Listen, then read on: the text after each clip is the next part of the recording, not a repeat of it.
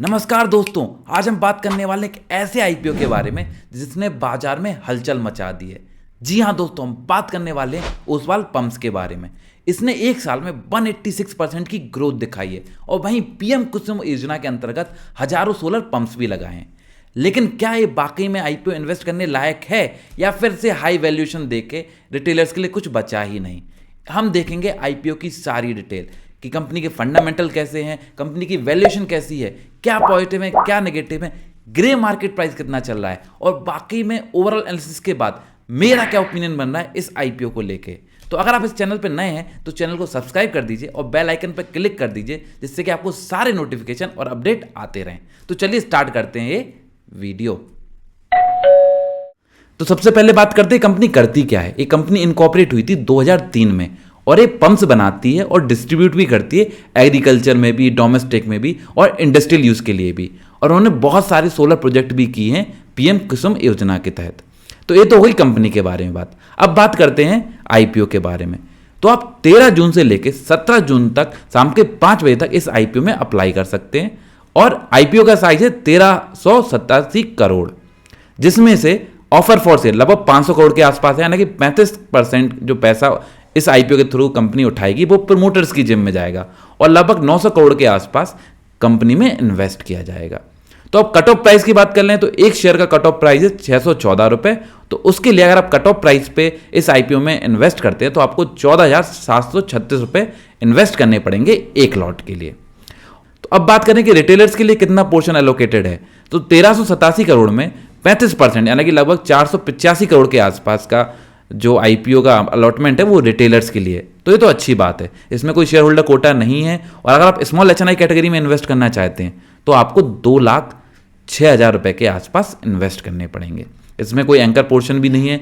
और अगर आपने इस आईपीओ में अप्लाई किया तो 18 जून तक आपको कंफर्म हो जाएगा कि आपको इसके आईपीओ के अलॉटमेंट हुआ है या नहीं, और 20 जून को होगी टेंटेटिवली इस शेयर की मार्केट में लिस्टिंग।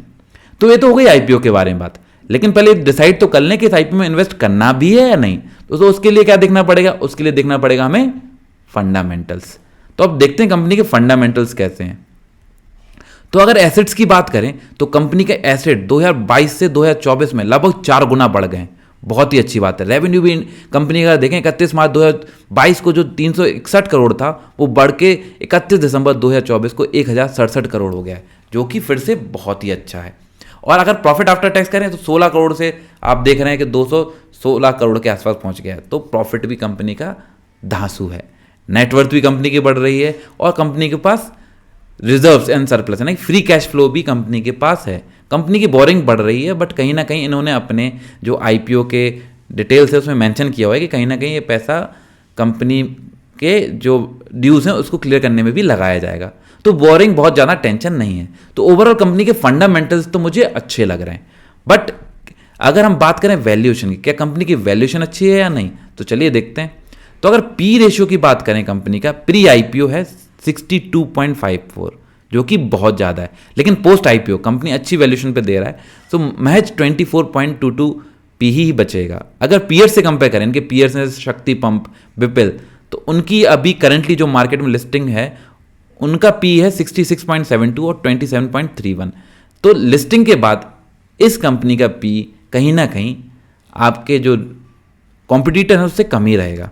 अगर अर्निंग पर शेयर की बात करें तो कंपनी का अर्निंग पर शेयर है 9.82, जो कि जैसे पी कम हो रहा है तो ईपीएस तो बढ़ेगा 25.35, जो कि अच्छा है। क्योंकि आप देखें अगर इनके पेयर से कंपेयर करें तो उनका पी है उनका ईपीएस है 12.82 और 17.72। तो इसका अर्निंग पर शेयर ज़्यादा है और पी रेशियो कम है। हालांकि अगर हम इनके पीयर से कंपेयर करें तो इसकी वैल्यूएशन अच्छी है। वैसे देखा जाए तो वैल्यूएशन ज़्यादा है क्योंकि 24 पी भी थोड़ा सा ज़्यादा माना जाता है, बट कहीं ना कहीं इनके पीयर्स, लिस्टेड पीयर्स के कंपेरिजन में इसकी वैल्यूएशन ठीक है। प्रॉफिट आफ्टर टैक्स हम ऑलरेडी डिस्कस कर चुके हैं। Return on equity 81.85%। आपको लगे तो बहुत ही ज़्यादा है। चल, ये हमेशा नहीं रहेगी। ये पिछले साल 2023 से 2024 के बीच की आरओई है, इसलिए 81% दिख रहा है। ये कंटिन्यूसली नहीं रहेगा, बट कहीं ना कहीं ओवरऑल देखें तो कंपनी बहुत तेज़ी से ग्रो कर रही है, एक बहुत प्लस पॉइंट है। और प्राइस टू बुक वैल्यू इनका बहुत ज़्यादा है। Price to book value generally 5 to 7 से ज़्यादा नहीं होना चाहिए, इसका 38.14 है। तो प्राइस टू बुक वैल्यू से ज़्यादा है। तो वैल्यूएशन ओवरऑल तो थोड़ी हाई है, बट अगर पीयर से कंपेयर करें तो फिर भी ठीक है, बट ओवरऑल मेरे को वैल्यूएशन थोड़ी ज़्यादा लगी। फंडामेंटल अच्छे हैं, वैल्यूएशन थोड़ी ज़्यादा है। अब बात करते हैं सबसे इंपॉर्टेंट कि कंपनी में क्या पॉजिटिव है और क्या नेगेटिव, जिससे हमें पता पड़े कि फ्यूचर में कंपनी कैसा परफॉर्म करेगी। तो चलिए पॉजिटिव और नेगेटिव देखते हैं।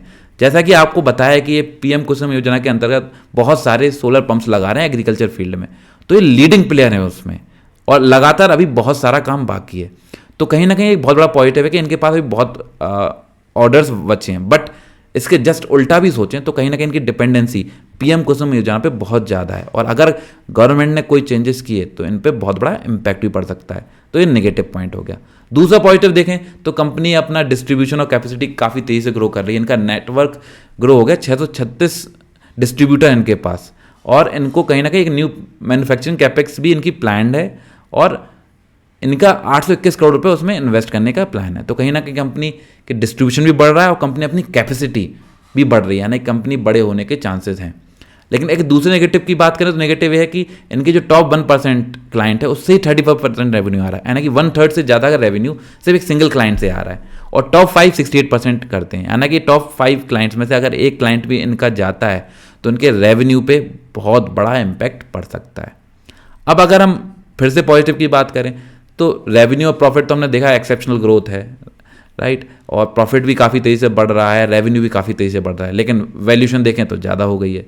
अगर इनकी रेटिंग देखें तो इनकी जो फाइनेंशियल हेल्थ है और क्रेडिट रेटिंग वो भी अच्छी है, और इंटरेस्ट रेट कवर भी इनका 21% से ऊपर है, यानी कि ओवरऑल कंपनी जो डेट ले रही है, आईपीओ निकाल ली उससे तो निकल ही जाएगा, लेकिन उनके पास ऑलरेडी जो लो गेयरिंग है वो काफ़ी कम है, और सॉलिड इंटरेस्ट कवरेज भी है। तो कहीं ना कहीं कंपनी के फंडामेंटल में कोई प्रॉब्लम नहीं है, कंपनी मजबूती से खड़ी है और काफ़ी स्ट्रॉन्ग फंडामेंटल्स हैं। तो अब बात करते हैं ग्रे मार्केट प्राइस की, कि करंटली इस कंपनी का ग्रे मार्केट प्राइस कितना चल रहा है।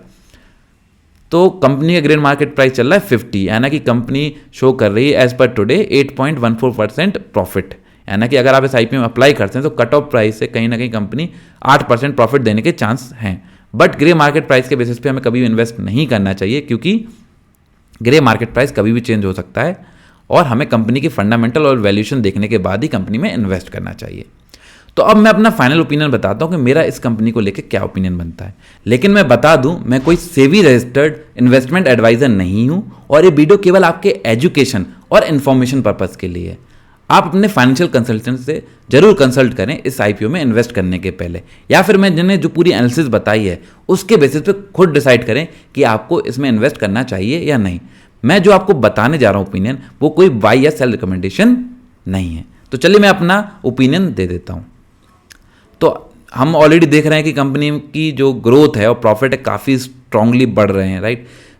ये लीडर है सोलर एग्रीकल्चर सेगमेंट में भी, इनके फाइनेंशियल्स भी हेल्दी हैं, लेकिन वैल्यूएशन थोड़ी ज़्यादा है। मैं लॉन्ग टर्म इसमें इन्वेस्ट इसलिए नहीं करना चाहता क्योंकि गवर्नमेंट की पॉलिसी पे ये कंपनी बहुत ज़्यादा डिपेंडेंट है। अगर गवर्नमेंट की पॉलिसी में थोड़ा भी चेंज आता है तो इस कंपनी के रेवेन्यू और प्रॉफिट पे बहुत बड़ा इंपैक्ट आएगा। इसलिए कहीं ना कहीं मैं इस कंपनी में लॉन्ग टर्म इन्वेस्ट नहीं रहना चाहूँगा। तो अगर वीडियो अच्छी लगी तो वीडियो को लाइक करें, चैनल को सब्सक्राइब करें और बेल आइकन पर क्लिक करें, जिससे कि आपको सारे नोटिफिकेशन और अपडेट आते रहें।